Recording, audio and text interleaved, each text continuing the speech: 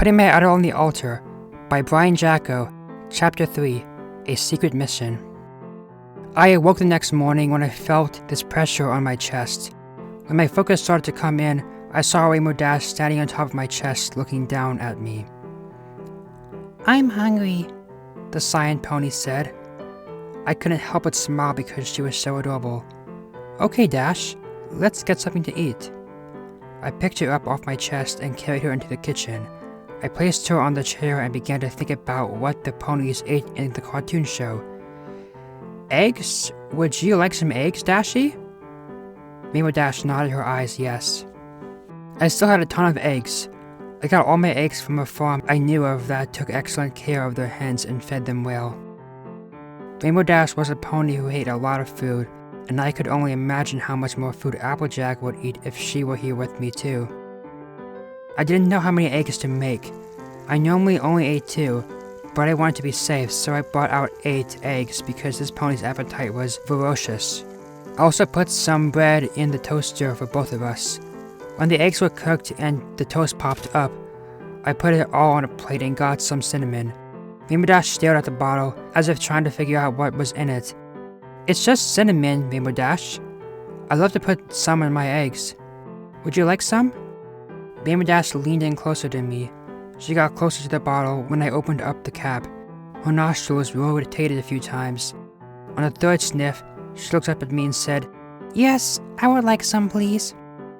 I poured some all over her eggs. I loved cinnamon and it was very good for balancing out good blood sugar. I took my side of what looked like 2 eggs to me and put them on a smaller plate with my toast.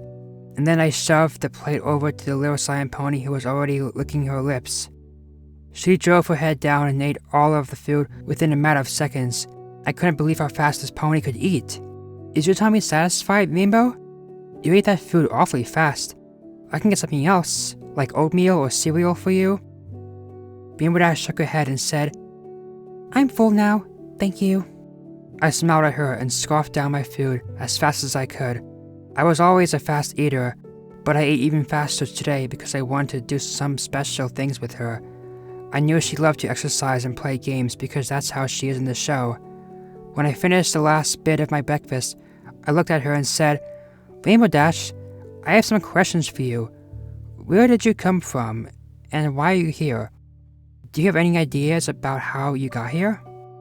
"I am a gift, and I am sent here on a mission to help you," she replied. "A gift?" I asked. "Who sent you here as a gift from me, and what is your mission?" "It is not the proper time to tell you right now, but when we get to that time, your eyes will be opened." I leaned back against my chair and was in utter confusion. I had no idea what she was talking about, nor did I want to make her uncomfortable by further probing her with more questions. I just took her word for it that I would understand soon. I began to think of ways to please her and make her happy. "Hey Dash, would you like to play some kind of game? Or would you like to take a walk with me at night when there will be less of a chance for other people being around? I know how much you love to move your body, and I'm sure you must be bored right now." Rainbow Dash hopped off her chair and walked over to me. She jumped into my lap and said, "No, that is not part of my mission. We have to do something together. We have to build something. I'm here to help and guide you to something bigger and better. I'm here to fix what went wrong in your life." I stared at her with the most dumbfounded look on my face. Rainbow Dash is supposed to be a wild tomboy pony, similar to Applejack, who got down and dirty. I had no idea what she wanted me to build, and I couldn't figure out what she meant by guiding me to something bigger and better. What on earth could be bigger and better than having my own little real-life Rainbow Dash? I also couldn't pinpoint what she meant by fixing what went wrong in my life. I had to be the happiest man on the planet right now. "What do you want me to do, Rainbow Dash? Please show me what you mean." Rainbow Dash flapped her wings and hovered in the air. She began to drift away from me. I got up out of my chair and followed her into the living room. She landed on the floor next to me in front of the door and said, "We have to go outside. We have to start it." I put my hand on my heart and cringed at the idea of going out in broad daylight. It wasn't like I lived in a terribly busy town, but there were many people out there, and it was broad daylight. "Do we have to go now, Dashie? Is it part of your mission to do this in the daytime?" Rainbow Dash nodded her head yes. We have to do it now. Please, let's go. I bit my lower lip hard.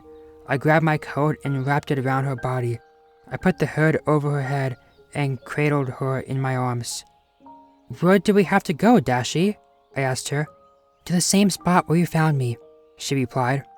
I closed my eyes shut tightly and said a prayer, hoping that no one would see us and that we would be safe. I opened up the door and we ventured outside.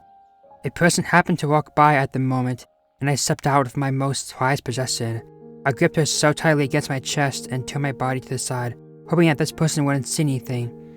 When the person walked by, I made my way back over to the woods. I took a few different routes that I felt had the least chance of running into more people. Sure, I had to walk by a few others, but I made sure to veer off the path and turn my back to them.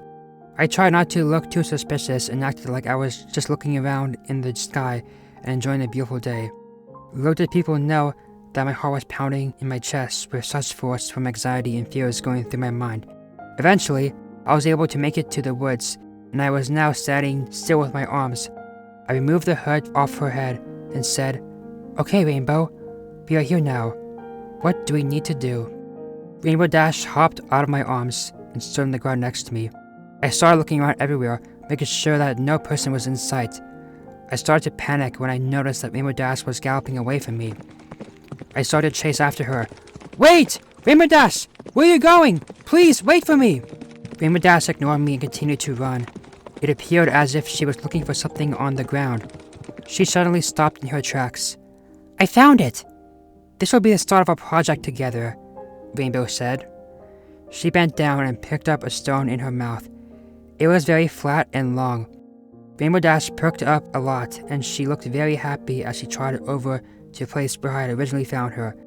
She laid the stone on the ground and looked up at me with those eyes I was so mesmerized by. "It's your turn. We need to do this for you. Find a stone, and we will work on this together." I stared at her with a bit of a puzzled look on my face. "What is it we are doing here, Dashi? What are we building together?" "Your time to know is premature, and you will not understand until we finish. Please, do this," she said. I didn't dare question her. All I wanted to do was to make her happy, and if it meant not understanding and putting piles of stones together, then I would be more than willing to do it. I would do almost anything for her to make her happy. Rainbow Dash and I searched all over the woods collecting stones. We brought many stones back, and Rainbow Dash was helping me organize them into some kind of circular fashion. I still couldn't figure out what was going on, but we kept on doing this together until night settled in. I was beginning to get fatigued, and it was getting very dark. Rainbow Dash grabbed a hold of my pant leg with her teeth and tugged on it. "You need to rest now. Your body is a temple." "What did you say?" I asked her. She said it again. "Your body is a temple, and you need to rest." The sentence sounded painfully familiar to me, but I had forgotten where I heard it from. I untied the jacket that I had tied around my waist and scooped up my lovely little pony. I covered her up and made my way back home. We were both starving and ate an enormous dinner.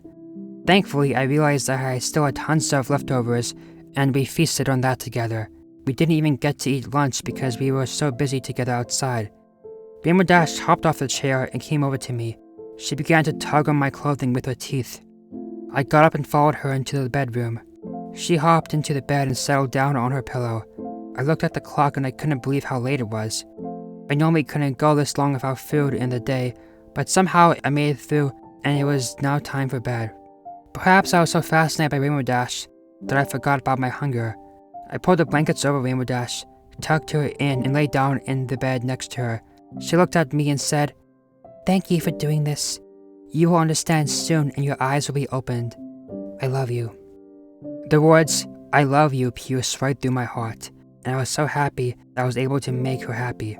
"I love you too, Rainbow Dash," I said with a gleaming smile. I watched her slowly close her eyes and drift off to sleep. Of course, it took me several hours to fall asleep because I was so excited that she was still here with me. I did fall asleep within time as I pondered what this was all about.